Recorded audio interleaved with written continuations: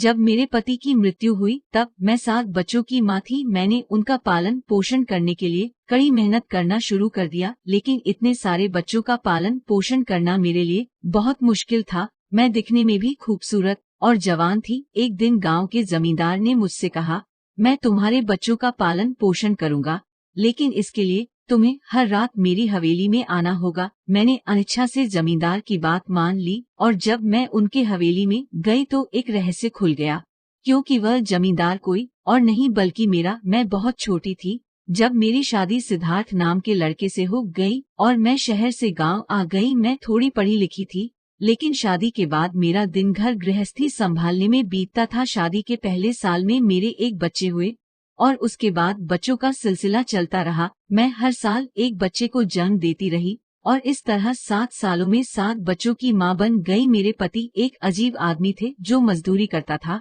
लेकिन घर में ढेर सारा पैसा लाता था। घर में मेरे और मेरे पति के अलावा कोई नहीं रहता था। जिस घर में हम रहते थे वह मेरे पति का था। घर पर मदद के लिए कोई नहीं होने के कारण मैं इतने सारे बच्चों की देखभाल करते करते थक गई थी। मैं भी इन सब से परेशान थी। मैं अपने पति से रोती थी और कहती थी मैं इसे और बर्दाश्त नहीं कर सकती, लेकिन वह मेरे लिए एक विशेष काढ़ा तैयार करते थे जिसमें वह कुछ ठंडा मिलाते थे। उस काढ़े को पीने के बाद मैं रात को गहरी नींद में सोती थी, क्योंकि मैं सारा दिन बच्चों को लेकर काम करती थी। बच्चे पैदा हुए अभी ज्यादा समय नहीं हुआ था, इसीलिए मैं बहुत परेशान थी। इसीलिए मेरे पति रोज रात को भूलकर भी मेरे लिए काढ़ा बना लाते थे। जब मैं वह काढ़ा पीती थी तो सुबह तक मेरी नींद नहीं खुलती थी। अगर कोई बच्चा रात में जाग जाता है तो मेरे पति उसकी देखभाल करते थे। वह मुझसे कहते थे, तुम दिन भर इन बच्चों की देखभाल करके बहुत थक गई हो, मैं रात में इन बच्चों को देखभाल करूंगा। वह दिन मैं घर पर बहुत कम रहता था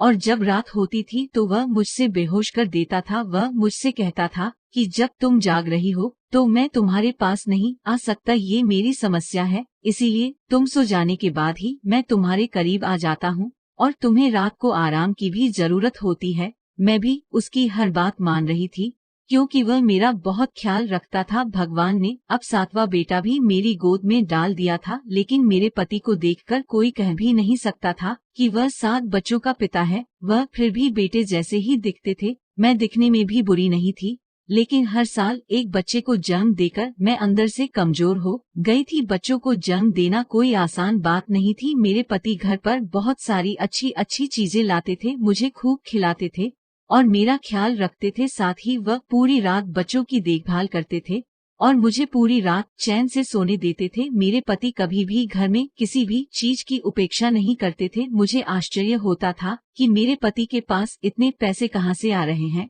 क्योंकि वह किसी के लिए काम करने जाता था। हमारे पास अपनी जमीन भी नहीं थी। अगर मैं उनसे कुछ मांगती तो वह तुरंत मुझे दे देते थे। उन्होंने बच्चों को भी कभी किसी चीज की कमी नहीं होने दी। जब मैं अपने 7वें बच्चे को जन्म दे चुकी तो मेरे पति इस दुनिया से चले गए। पता नहीं मेरे पति के साथ वास्तव में क्या हुआ, लेकिन उनका शव एक सुनसान जगह पर पड़ा मिला। पुलिस को आशंका है कि उन्हें दिल का दौरा पड़ा होगा। हम लोग गांव में रहते थे, इसीलिए किसी ने इस बात पर ज्यादा ध्यान नहीं दिया। मेरे पति इस दुनिया को छोड़कर चले गए थे। मैं बहुत उदास हो गई हूँ। मेरे लिए इन 7 बच्चों का पालन पोषण करना बहुत मुश्किल था। मेरा समर्थन करने वाला कोई नहीं था। जब मेरे पति की मृत्यु हो गई तो मैं बहुत रोई। अब मैं इन सभी बच्चों की देखभाल कैसे करूँगी।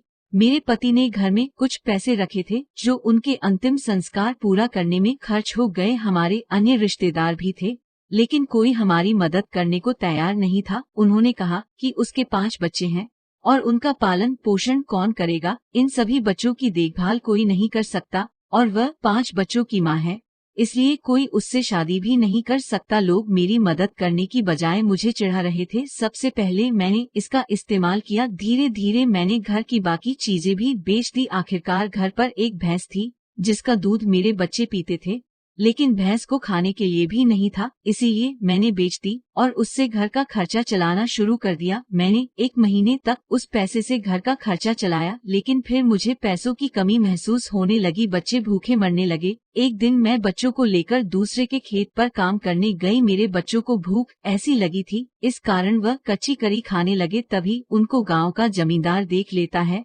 बच्चों को भूख से ऐसी कच्ची कैरी खाते देखकर वे मेरे पास आए। बच्चों की ओर देखकर न जाने क्यों वे बहुत उदास थे। उन्होंने मुझसे पूछा, क्या आप सिद्धार्थ की पत्नी हैं, जिनका पिछले हफ्ते निधन हो गया, और क्या ये सभी उनके बच्चे हैं? इस पर मैंने हाँ कहा। इस पर उन्होंने मुझसे पूछा, फिर आप इन बच्चों का पालन पोषण कैसे करते हो? मैंने उन्हें इसके बारे में सब सच बता दिया। मैंने उनसे कहा, अभी मेरे पास मेरे बच्चों को पालन पोषण करने के लिए कुछ भी नहीं है। उन्होंने बच्चों और मुझे कार में बिठाया और मुझे मेरे घर तक ले गए। वापस जाते समय उसने फिर हाथ में कुछ पैसे रख दिए। ये देखकर मुझे बहुत खुशी हुई। जब बच्चे बाहर आंगन में खेल रहे थे तो मैं जमींदार के लिए चाय बनाने अंदर चली गई तो वह मेरा हाथ पकड़ लेते हैं। मैंने झट से अपना हाथ हटा लिया और उनसे कहा, जमींदार जी, अब क्या कर रहे हैं? उन्होंने मुझसे कहा, अब सोचो कि तुम इन सभी बच्चों को कैसे खाना खिला होगी। मैंने तुम्हें जो पैसे दिए हैं वह 2 दिन के बाद खत्म होने वाले हैं, तो तुम क्या करोगी? इस पर मैंने गुस्से में जमींदार से कहा, इस दुनिया में कोई भूखा नहीं मरता। मैं अपने बच्चों के लिए जरूर कुछ करूंगी, नहीं तो ये घर बेच दूंगी। इस पर जमींदार ने कहा, घर बेचने की गलती बिल्कुल मत करना, नहीं तो तुम सड़क पर आ जाओगी। तुम मेरे साथ हो, तुम्हारे लिए काम है। मैंने सोचा हवेली तो इतनी बड़ी है तो जमींदार मुझे उसमें कोई न कोई काम जरूर देगा। निश्चित रूप से मुझे वहाँ कुछ काम मिल जाएगा और मैं अपने बच्चों का पेट भर सकूंगी। मेरी 3 बेटियां इतनी बड़ी हो चुकी थी कि जब मैं घर पर नहीं होती तब भी वह दूसरे बच्चों का देखभाल कर सकती थी। ऐसे में उन्हें समय से पहले बड़े होने की जरूरत थी, क्योंकि उनके पिता इस दुनिया में नहीं थे। मैंने तुरंत जमींदार से कहा, आप मुझे जो भी काम देंगे मैं करने को तैयार हूँ। इस पर जमींदार ने कहा, आप रात को मेरे पास आना होगा। उनकी ये बात सुनकर मैं चौंक गई, ये मुझे रात में क्यों बुला रहे हैं? लेकिन उस वक्त मैंने जमींदार से कुछ नहीं कहा।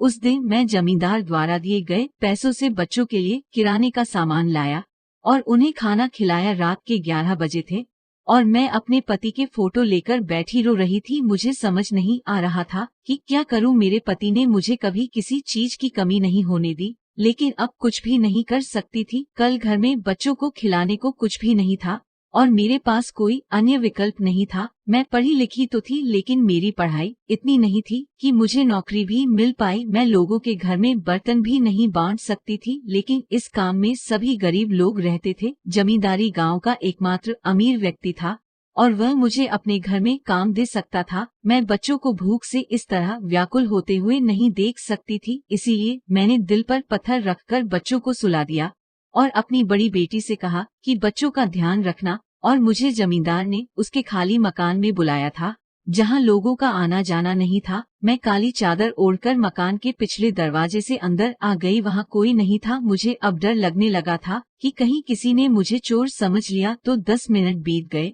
लेकिन वहां कोई नहीं आया। फिर मैंने सोचा कि मैं ये सब नहीं कर सकती। मैं फिर पीछे मुड़ी, तभी किसी ने मेरा हाथ पकड़ लिया और मेरे सामने देखा तो वह जमींदार था। मैंने उनके हाथ से अपना हाथ छुड़ाया और कहा, मैं वापस जा रही हूँ। उन्होंने मुझसे कहा, अगर तुम दोबारा वापस जाओगे तो पछताओगे। अपने बच्चों के बारे में सोचो। मैंने कहा, तुम मेरे बच्चों के नाम लेकर मुझसे गलत करा रहे हो। क्या तुम्हारे बच्चे और पत्नी नहीं है? आप खुद सोचिए, अगर आप मेरी जगह होते तो आपका क्या होता? इस पर जमींदार ने कहा, मेरी पत्नी है लेकिन कोई संतान नहीं। असल में मैं आपकी जगह हूँ। मैं समझ नहीं पा रही थी कि जमींदार किस बारे में बात कर रहे थे। मुझे उनके लिए खेद महसूस हुआ। जमींदार ने कहा, तुम्हारा पति एक अच्छा आदमी था, भगवान उसे स्वर्ग में जगह दे। मैंने कहा, तो क्या एक अच्छे आदमी की पत्नी की इज्जत खराब करना शर्म की बात नहीं है? जमींदार मेरी बातों के आगे झुक गए और मुझसे कहा, 1 सप्ताह मेरे पास आना होगा और इन दिनों में तुम्हारे साथ कुछ भी गलत नहीं करूँगा। खाली तुमको आकर रात को बातचीत करके समय गुजारना होगा और 1 सप्ताह के बाद मैं तुम्हें कुछ रहस्य बता दूंगा। जमींदार की ये बात सुनकर मुझे बहुत अच्छा हुआ। मैं हैरान थी कि जमींदार मुझे कोई तकलीफ नहीं देने वाला था। खाली बातें करने के लिए वह मुझे बुलाना चाहता था, इसमें कोई गलत चीज नहीं थी। फिर मुझे जमींदार पर बहुत गुस्सा आ रहा था क्योंकि अगर उसको मेरी मदद करनी थी तो ऐसे कर देता, मुझे इधर बुलाने की क्या जरूरत थी। लेकिन मैं अपने बच्चों को भूखा मरता नहीं देख सकती थी। जमींदार मेरे बच्चों के लिए किराने का सामान घर लाए, घर में जिन चीजों की कमी थी वे लाए, बच्चों के लिए नए कपड़े लाए। वह मेरे बेटे से बहुत प्यार करता था। दरअसल उसे ये सब करने की जरूरत नहीं थी। बाद में गांव से खबर आई कि जमींदार की पत्नी मुझे छोड़कर जा रही है। मुझे लगा कि उसे मेरे बारे में पता है, इसीलिए वह छोड़कर जा रही है। लेकिन ये खबर तो 3 महीने से गांव में आ रही थी। जमींदार की पत्नियों से तलाक मांग रही थी। वह तलाक चाहती थी क्योंकि उनकी कोई संतान नहीं थी। जमींदार उसे तलाक देने के लिए तैयार थे। 1 सप्ताह तक जमींदार ने मुझे रोजाना मकान में बुलाते रहे, लेकिन पिछले 3-4 दिनों से उसने मुझे फोन नहीं किया। मैंने भगवान को धन्यवाद दिया। एक दिन अचानक रात में जमींदार ने मुझे फोन करके घर से बाहर बुलाया, लेकिन इस बार वह मुझे दूसरे मकान में ले जाकर सीधे हवेली में ले गया। मैं ये सोचकर हैरान थी कि जमींदार किसी से नहीं डरते। अगर इस हवेली में नौकर देख ले, अगर उसकी पत्नी मुझे देख ले और कुछ सवाल पूछे तो आप उसे क्या जवाब देंगे। लेकिन मुझे एहसास हुआ कि इस हवेली में मेरे अलावा कोई नहीं है। मुझे बड़े कमरे में ले गए जो बहुत सुंदर था और सब कुछ बिल्कुल नया था। उन्होंने मुझे एक और कमरा दिखाया जो बच्चों के लिए सजाया गया था। मुझे समझ नहीं आया कि जमींदार मुझे अपनी हवेली क्यों दिखा रहा है। आखिरकार जमींदार मुझे वापस उस कमरे में ले आए और मेरा हाथ पकड़कर मेरे सामने बैठ गए। मुझे लगा कि ये सच में मुझसे प्यार कर रहा है, लेकिन इस बात का क्या फायदा जो मेरी मजबूरी का फायदा उठाकर किया गया था। बाद में जमींदार ने मुझसे ऐसा कुछ कहा, ये सुनकर मेरे पैरों तले जमीन खिसक गई। जमींदार ने मुझसे कहा, मैं तुम्हारा पति हूँ। सिद्धार्थ मेरा ईमानदार नौकर था। सिद्धार्थ तुम्हारा है, पति केवल नाम के लिए। उसने मेरे कहने पर ही तुमसे शादी की थी। मुझे तुम देखते ही पसंद आ गई थी, लेकिन मेरी पहली शादी होने के कारण मैं तुमसे शादी नहीं कर सकता था। इसीलिए मैंने सिद्धार्थ को तुमसे झूठी शादी करने के लिए कहा था। तुम्हें याद है, सिद्धार्थ तुम्हें हर रात एक खास काढ़ा पीने को देता था जिससे तुम्हें बहुत गहरी नींद आती थी। उसके बाद तो मैं ही तुम्हारे पास आ जाता था। ये सभी बच्चे मेरे हैं। मेरी शादी के बाद भले ही हमारी शादी को कई साल हो गए थे, कई साल बाद भी हमारा कोई बच्चा नहीं हुआ। पहले तो हमें लगता था कि तुम्हें मुझ में है, इसीलिए मेरी पत्नी मुझे तलाक देने के लिए भी तैयार नहीं थी। लेकिन बाद में पता चला कि मेरी पत्नी मुझे कभी बच्चा नहीं दे सकती और मुझे बच्चों से बहुत प्यार था और मैं अपने इस हवेली का एक उत्तराधिकारी चाहता था। मेरी पहली पत्नी थी, इसलिए मैं कानूनी तौर पर पूर्ण विवाह नहीं कर सकता था। जब मेरी पत्नी को पता होता कि मेरी एक और पत्नी है और उसके बच्चे भी है तो वह तुम्हारी जान ले लेती है। उसके घरवाले बहुत बुरे हैं, तो मुझे ये सब नाटक करना पड़ा। मैं तुम्हारा पति हूँ और ये सभी बच्चे मेरे हैं। सिद्धार्थ मेरा वफादार नौकर था। इसने मरने के अंत तक तुम्हारा और बच्चों का ख्याल रखता आया। मैं उसकी दयालुता कभी नहीं भूलूंगा। उसने तुम्हें अपने घर में रखा और मेरी इज्जत पर कभी दाग नहीं लगने दिया। ये सब सुनकर मैं हैरान रह गई, क्योंकि ये सब मेरे पति ने ही किया था। वह मुझे हर रात बेहोश करके खाना खिलाते थे। इस पर मैंने जमींदार से कहा, ये सब जानते हुए भी तुमने ये सब बात मुझसे क्यों छुपाई? आपने मेरे साथ ऐसा किया। जमींदार ने कहा, जब तक मेरी पत्नी हवेली में थी तब तक मैं तुम्हें यहाँ नहीं ला सका, इसीलिए मुझे बीच के 1-2 हफ्ते और तलाक का समय बिताना पड़ा ताकि कोई ऐसा न कर सके शक है कि तुम मेरी पत्नी हो, एक पत्नी हो। आज से ये हवेली आपकी और आपके बच्चों की है। आज से तुम यहीं रहोगी। ये कमरा तुम्हारा है और दूसरा कमरा मैंने बच्चों के लिए सजा दिया है। मैंने बच्चों की देखभाल के लिए एक महिला को काम पर रखा है। अब आपके जीवन में आराम और संतुष्टि होगी। मैंने गुस्से से जमींदार से कहा, मैंने तुम्हें कभी अपना समझा ही नहीं। ये सब बातें कैसे मान लूं? मैं सहमत नहीं हूँ। मैं ये सब बातें कैसे स्वीकार कर सकती हूँ?